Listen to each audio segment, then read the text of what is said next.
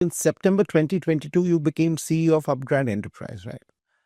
What was your first mandate?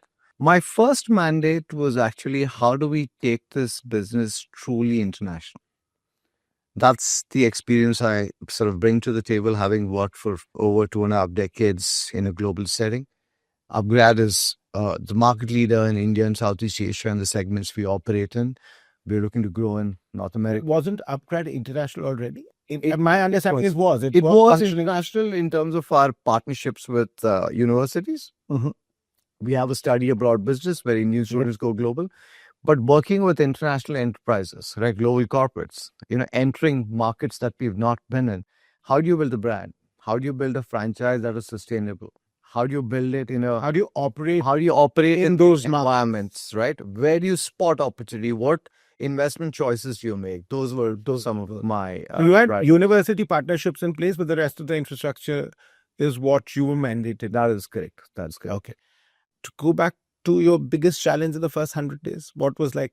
Well, the first 100 days seems like a lifetime ago, but I think 6 months. No, absolutely. I'm being facetious. I think UpGrad is a market leader in India, Southeast Asia. We've had some forays into international markets, but making that mindset shift for a lot of our teams from being a leader in the markets we operate in to trying to build a global mindset is what we worked on quite a bit. I wouldn't say it's a challenge, it's a work in progress to start thinking global, to start thinking how do you deliver quality to customers across different markets. But that's like a cultural shift you're talking It is a about. cultural It is a cultural shift. It is a cultural shift. Because typically when you're market leaders, you get into a zone and you get into a groove and you're functioning in a certain way. Yes. When you're starting out. So basically it's like having a market leader and a startup within the same company and the same set of folks trying to think as a startup in a different meeting room when they're discussing another part of the business. And that's a key point you bring up, right? We're now, we're a pretty big company, but we like to think of ourselves as a startup because we innovate every day. We're trying to build new products, enter new markets, and you need that sense of entrepreneurship in all parts of the company. Correct. And because you are for the markets you're entering, you're doing 0 to 1 journey. Exactly. 100%. Exactly. What are the cultural differences that you have to account for when you are trying to move the needle to being truly global? We're in the business of skilling. Yeah. And people learn differently in different parts of the world. In India, for example, people by nature are very aspirational. They put in the effort and they ask questions. They're incredibly curious. And it's a very interactive discussion.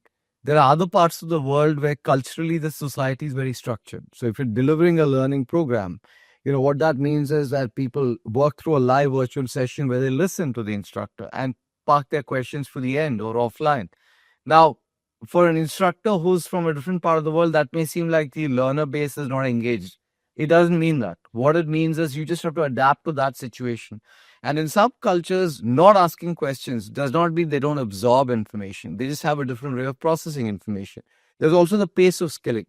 As Indians, we speak quite rapidly. There are other parts of the world where speaking needs to be a lot more deliberate and, tweaking for these nuances becomes important. Also, the mode of delivery. Do you do live virtual? Do you do self-serve? Because some people learn better themselves. Now, this is a cultural difference, but there are also differences across age groups. Gen Z today learns differently from Gen Y, learns differently from, other people.